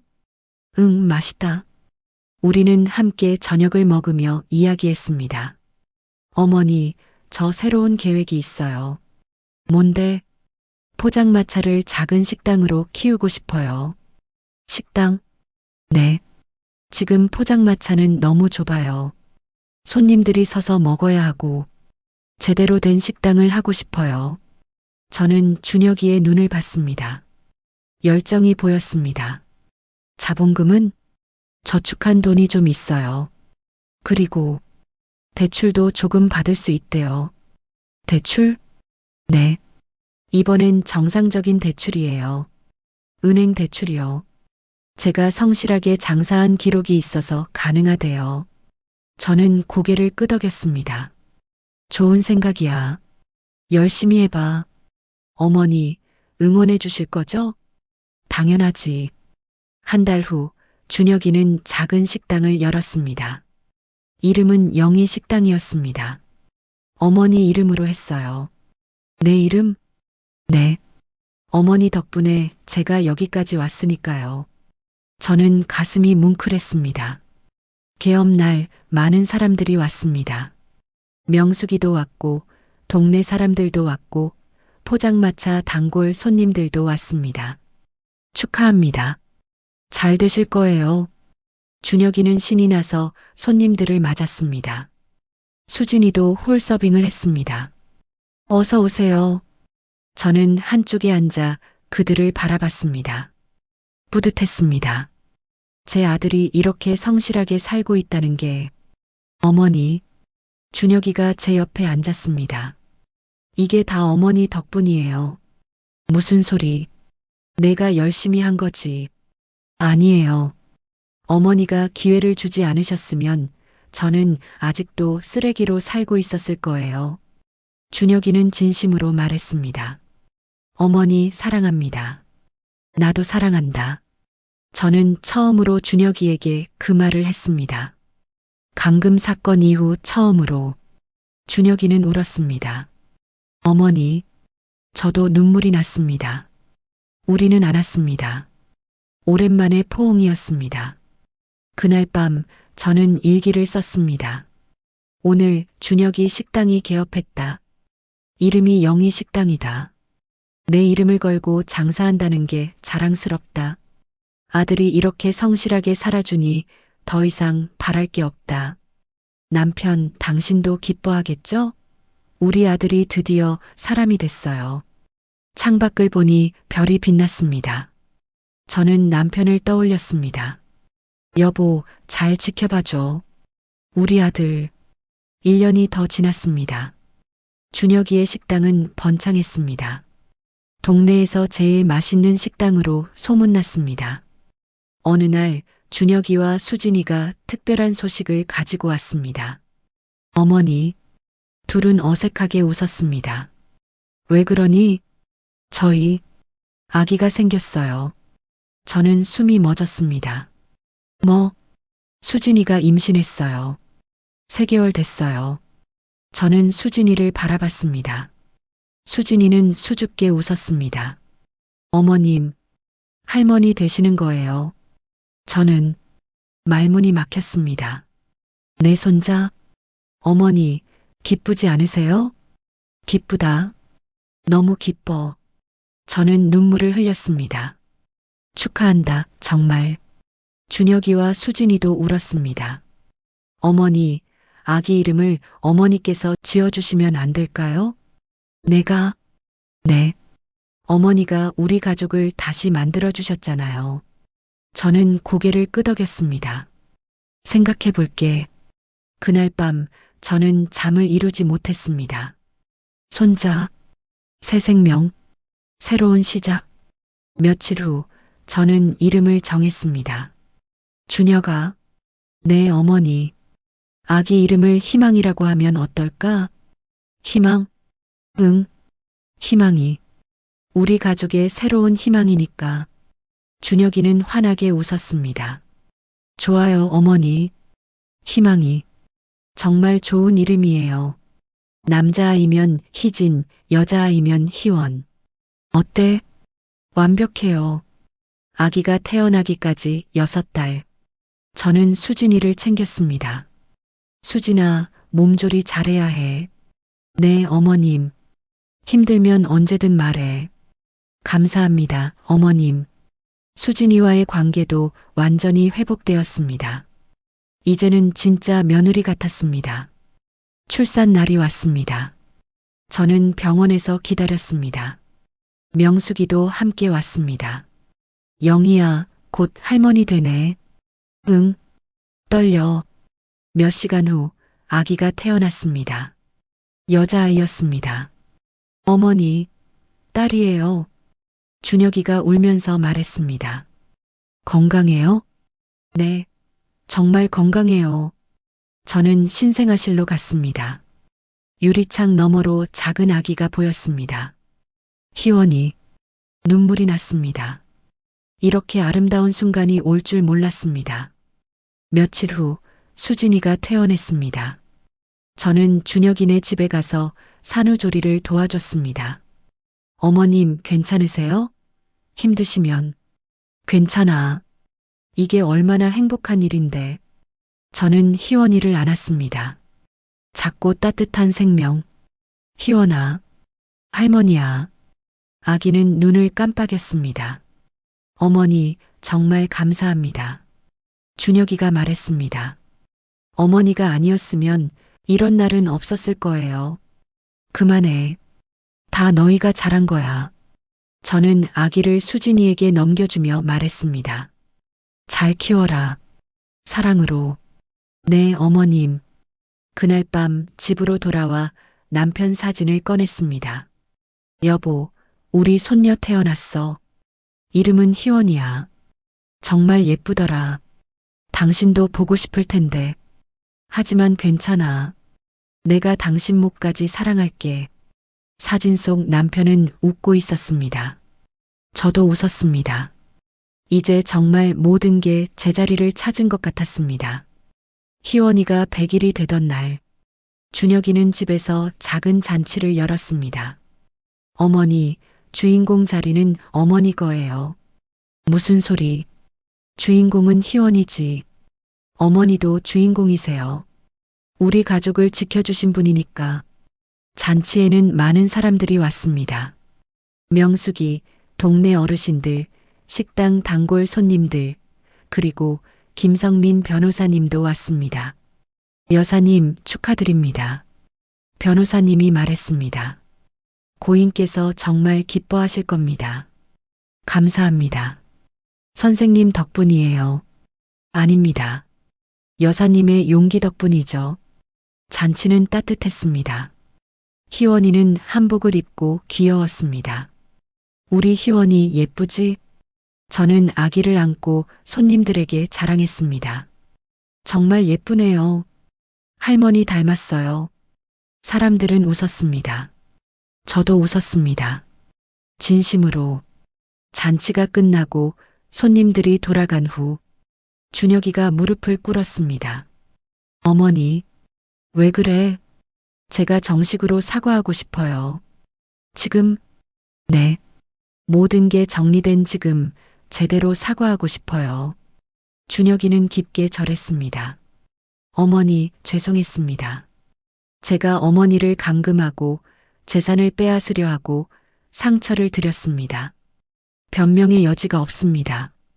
하지만 어머니께서 저를 용서해 주시고 기회를 주셔서 저는 이렇게 새로운 삶을 살 수 있게 되었습니다. 평생 감사하겠습니다. 그리고 평생 효도하겠습니다. 수진이도 함께 무릎을 꿇었습니다. 어머님, 저도 진심으로 사과드립니다. 제가 어머님을 협박하고 치매 환자로 만들려 했던 일, 평생 잊지 않겠습니다. 다시는 그런 사람이 되지 않겠습니다. 어머님께 진짜 효도하는 며느리가 되겠습니다. 저는 두 사람을 바라봤습니다. 눈물이 났습니다. 일어나거라. 어머니, 다 끝난 일이야. 이제 앞으로만 보자. 저는 두 사람을 일으켰습니다. 너희가 행복하게 사는 게 내 행복이야. 희원이 잘 키우고 식당도 잘하고 그렇게 살아라. 네, 어머니. 우리는 알았습니다. 셋이서 가족으로서 그날 밤 저는 마지막 일기를 썼습니다. 오늘 모든 것이 끝났다. 아니, 끝난 게 아니라 새로 시작됐다. 준혁이는 진짜로 변했다. 수진이도 변했다.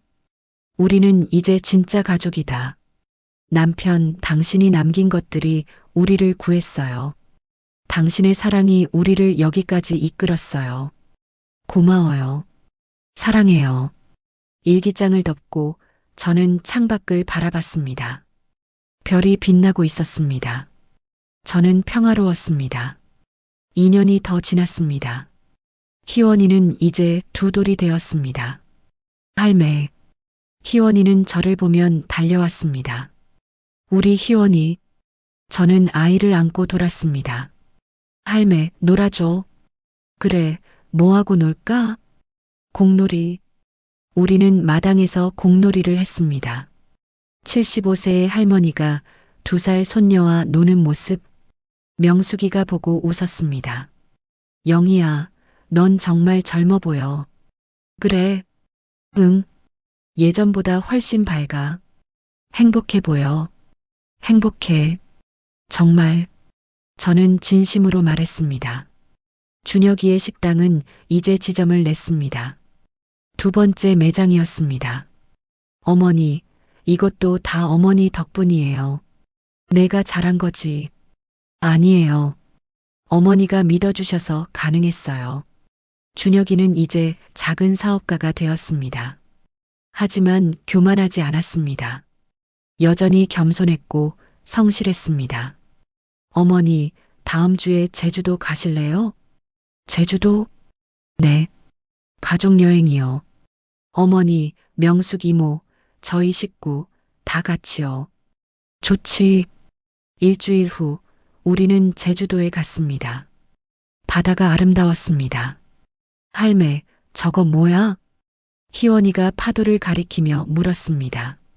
저건 바다야. 크지? 우와. 아이는 신기한 듯 바다를 바라봤습니다. 우리는 모래사장에서 놀았습니다. 준혁이가 희원이를 안고 물에 들어갔습니다. 수진이는 사진을 찍었습니다. 명숙이와 저는 파라솔 아래 앉아 차를 마셨습니다. 영희야, 행복하지? 응. 너무 행복해.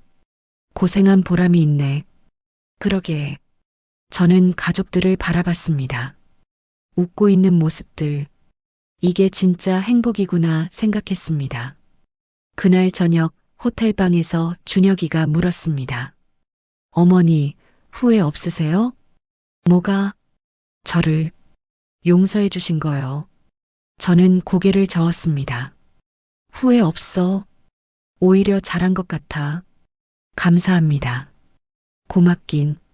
내가 진짜로 변해줘서 고마워. 준혁이는 눈물을 흘렸습니다. 어머니 사랑합니다. 나도 사랑해. 제주도에서 돌아온 후 저는 오래된 상자를 꺼냈습니다. 지하실에서 가져온 남편의 물건들이었습니다. 그 중에 낡은 사진첩이 있었습니다. 펼치자 오래된 사진들이 나왔습니다. 젊은 시절 남편과 제 사진, 신혼여행 사진, 준혁이가 태어났을 때 사진. 그때는 다 좋았는데 저는 사진을 쓰다듬었습니다. 어디서부터 잘못된 걸까? 준혁이는 원래 착한 아이였습니다. 하지만 어느 순간부터 변했습니다. 돈에 집착하고 거짓말을 하고 내가 잘못 키운 걸까? 저는 스스로에게 물었습니다. 하지만 답은 없었습니다. 중요한 건 과거가 아니라 현재였습니다. 지금의 준혁이는 변했고 우리는 다시 가족이 되었습니다. 여보, 우리 잘하고 있는 거겠지? 저는 남편 사진에 물었습니다. 문득 지하실이 생각났습니다. 그 어둡고 차가웠던 공간. 저는 지하실로 내려갔습니다. 비상탈출구는 여전히 그 자리에 있었습니다. 여기서 나왔었지. 저는 그때를 떠올렸습니다. 공포, 분노, 절망. 하지만 포기하지 않았습니다. 남편이 남긴 길을 따라 저는 탈출했습니다. 그리고 반격했습니다. 내가 강했구나. 저는 처음으로 스스로를 인정했습니다. 70살에 감금당했지만 포기하지 않았습니다. 싸웠고 이겼습니다. 그리고 용서했습니다. 난 강한 여자야. 저는 웃었습니다. 지하실을 나오며 저는 문을 닫았습니다. 이제 이곳은 더 이상 감옥이 아니었습니다. 그저 오래된 추억이 있는 공간일 뿐이었습니다. 그날 밤 명숙이에게 전화했습니다. 명숙아, 고마워. 갑자기 왜? 내가 없었으면 못 버텼을 거야. 내가 옆에 있어줘서 고마워. 무슨 소리? 친구 사이에 당연한 거지. 그래도 정말 고마워. 영희야, 우린 앞으로도 계속 친구야. 100살까지 같이 살자. 그래, 100살까지. 우리는 웃었습니다. 현재 저는 78세가 되었습니다. 준혁이의 식당은 이제 3개가 되었습니다. 희원이는 5살이 되었고 동생 희진이도 태어났습니다. 할매 사랑해. 희원이가 제 볼에 뽀뽀했습니다. 할매도 사랑해. 저는 아이들을 안았습니다. 행복했습니다. 어느 일요일 오후 온 가족이 모였습니다. 준혁이, 수진이, 희원이, 희진이, 그리고 명숙이까지. 어머니, 오늘 특별한 날이에요. 무슨 날? 어머니께서 저를 용서하신 지 5년이 된 날이에요. 준혁이는 케이크를 가져왔습니다. 5주년 축하해요, 어머니. 저는 웃었습니다. 이런 것까지 기념하니? 당연하죠. 어머니 덕분에 저희가 다시 태어났는데요. 수진이가 말했습니다. 어머님 정말 감사합니다. 우리는 케이크를 자르고 함께 먹었습니다. 희원이가 물었습니다. 할매는 제일 행복한 게 뭐야? 저는 잠시 생각했습니다. 너희가 다 함께 있는 이 순간이야. 왜? 가족이 함께 있는 게 제일 행복한 거야. 나도. 희원이가 웃었습니다. 그날 밤 모두가 돌아간 후 저는 일기를 꺼냈습니다. 마지막 페이지에 썼습니다. 2030년 10월 9일. 오늘로 모든 이야기가 완성되었다. 6년 전 나는 지하실에 갇혔다. 아들이 나를 감금했다. 세상이 무너지는 것 같았다. 하지만 나는 포기하지 않았다. 탈출했고 싸웠고 증거를 모았고 법의 심판을 받게 했다. 그리고 용서했다. 쉽지 않았다. 오랜 시간이 걸렸다. 하지만 용서는 나를 자유롭게 했다. 준혁이는 진짜로 변했다. 성실한 사람이 되었다. 좋은 아버지가 되었다. 수진이도 변했다. 착한 며느리가 되었다. 우리는 이제 진짜 가족이다. 희원이와 희진이가 있어 더욱 행복하다. 명숙이가 있어 외롭지 않다. 남편이 남긴 사랑이 우리를 지켜주었다. 나는 행복하다. 78년을 살았지만 지금이 제일 행복하다. 왜냐하면 나는 이제 진짜 나로 살고 있으니까. 누구의 그늘이 아닌 박영희로. 강한 여자로. 용서할 줄 아는 여자로. 사랑할 줄 아는 여자로. 이것이 내 이야기다. 감금에서 시작해 용서로 끝난 이야기. 어둠에서 시작해 빛으로 끝난 이야기. 절망에서 시작해 희망으로 끝난 이야기. 그리고 삶은 계속된다. 내일도 모레도 계속 나는 살아갈 것이다. 행복하게. 박영희. 일기장을 덮고 저는 창밖을 바라봤습니다. 달이 밝았습니다. 별들이 빛났습니다. 저는 미소 지었습니다. 여보, 잘 지켜봐줘. 나 잘하고 있지? 바람이 불었습니다. 마치 남편이 대답하는 것 같았습니다. 저는 침대에 누웠습니다. 편안했습니다. 평화로웠습니다. 행복했습니다. 그리고 잠들었습니다. 내일을 기다리며 새로운 하루를, 계속될 삶을, 마이너스 끝 마이너스, 에필로그. 5년 후, 박영희 여사는 여전히 건강하게 살고 있다. 명숙이와 함께 동네 봉사활동을 하며 독거노인들을 돕고 있다. 준혁이의 식당은 프랜차이즈가 되어 전국에 10개의 지점이 생겼다. 수진이는 두 아이를 훌륭하게 키우고 있다. 희원이는 초등학생이 되었고 희진이는 유치원에 다닌다. 일주일에 한 번 온 가족이 영희 여사의 집에 모여 저녁을 먹는다. 그 집, 그 지하실이 있는 집. 하지만 이제 지하실은 아이들의 놀이방이 되었다. 비상탈출구는 여전히 그 자리에 있다. 만약을 위해 영희 여사는 가끔 그곳에 내려가 추억을 떠올린다. 어둡고 차가웠던 그날들. 하지만 이제는 무섭지 않다. 왜냐하면 그 경험이 그녀를 더 강하게 만들었으니까. 그리고 그녀는 알고 있다. 인생에는 어둠도 있고 배신도 있고 아픔도 있다. 하지만 포기하지 않으면 빛을 찾을 수 있다는 것을, 용서하면 자유로워질 수 있다는 것을, 사랑하면 행복해질 수 있다는 것을. 그것이 박영희의 이야기다. 70살에 감금당했지만 싸워서 이긴 여자의 이야기. 용서로 가족을 되찾은 여자의 이야기. 그리고 마침내 자신으로 살게 된 여자의 이야기. 삶은 계속된다. 희망과 함께. 희망찬 다음 이야기가 기대되신다면 구독, 좋아요 부탁드립니다. 감사합니다.